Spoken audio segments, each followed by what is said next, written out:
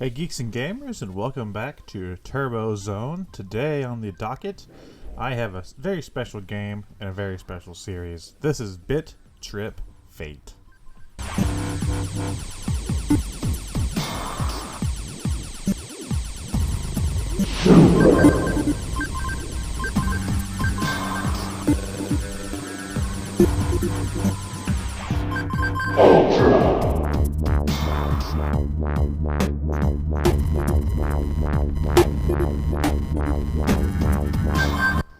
Now, if you haven't been around this channel since the inception, I am a huge Bit.Trip fan, and I've done Bit.Trip videos throughout the years.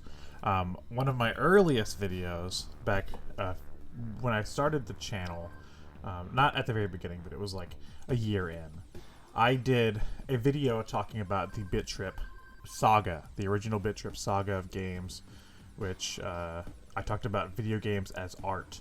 And then I reviewed Bit.Trip Runner 2 Future Legend of Rhythm Alien in 2017. And then last year, during the review month, I reviewed Runner 3. So, you know, I thought maybe I should review some of the original Bit.Trip games. And the one that I wanted to start with was Bit.Trip Fate.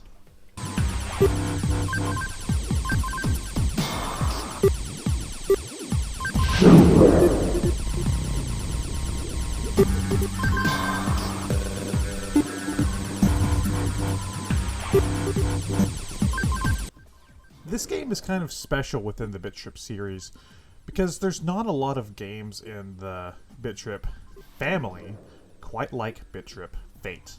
Bit.Trip Fate, in a sense, is one of the more easy to identify games, you know, along with Runner, I guess. Runner is probably the easiest to identify because it's a platformer. This game is a shooter, which is kind of funny because the last two reviews I've done, Missile Command and Yar's Recharge, are also technically shooters. I guess I'm becoming the shooter guy, you know? Oh, hey, you're playing and reviewing spaceship shooters. You're the guy. That's you, Alex. You're playing the shooters, not me. I don't have these for any particular reason. You know, just fun. I like making folders on my PS4. And, you know, Darius, I thought that was like a cool name, you know? Just,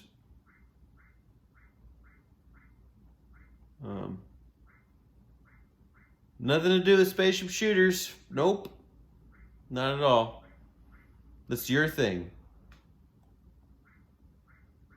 I hope you like Gunducky Industries.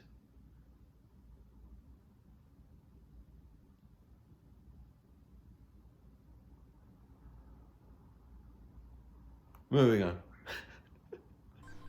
Sorry about that. I don't know how he got access to my review. So yeah, this is a shooter. Something unique for the Bit.Trip series up to this point. They've all been like Pong-style games or really abstract games or platformers. Bit.Trip Fate is a on-rails shooter.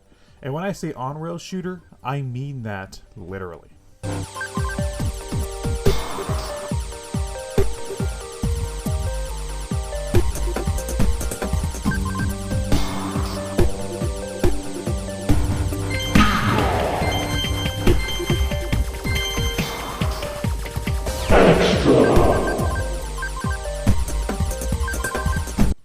You play as Commander Video, with the help of his friends in the form of power-ups, including Super Meat Boy. I just want to put that out there. Meat Boy is in this game. That's pretty cool. You have to defeat the evil Timble Tot. You are on a rail, quite literally. It's an on-rails shooter. You're stuck to a rail, moving back and forth, and shooting the enemies in all directions. You defeat the enemies, you pick up the collectibles to, just like all the other Bit.Trip games, to level up your meter. So you can go from ultra to extra to whatever the highest ranking is. And you also collect power-ups, which give you special beams and lasers and stuff you can use. And there's end bosses for each stage. Pretty simple setup. What's unique for this game, and what's unique for the entire Bit.Trip saga, is the element of music. This game's music is very ethereal. It's very, I don't know. It puts you in a trance, and they somehow make the way you defeat enemies match up to the music. It's very cool the way they do it. It's kind of similar to a game like Rez, if you've ever played Rez before, or like Tetris Effect. While you're playing this game, it really puts you in this trance that's kind of hard to it's kind of hard to explain and kind of hard to see. You really have to play for yourself to understand.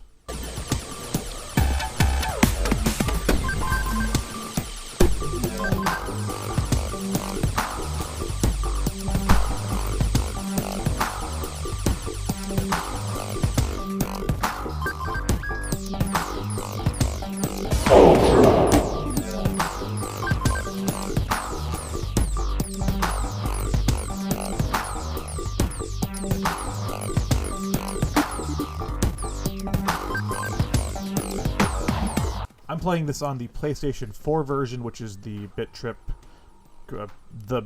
Bit.Trip something. I forget what it's called. The Bit.Trip, I think, on the PS4.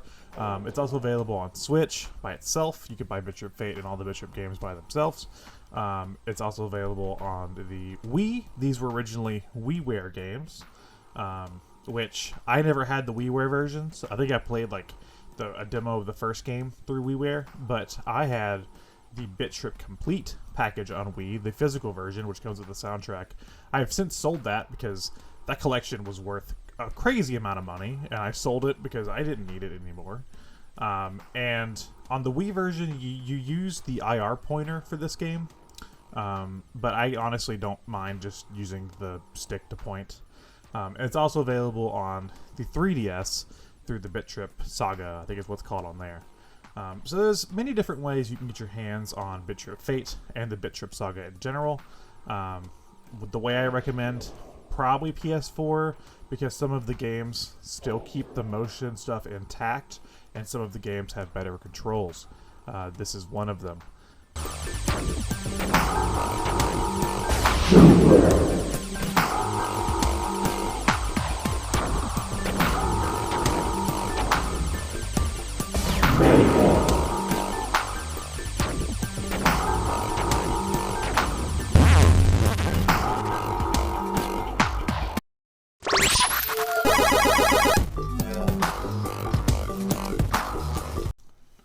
The story is not something I can really talk about because the Bit.Trip saga as a whole kind of tells one cohesive, abstract tale of Commander Video.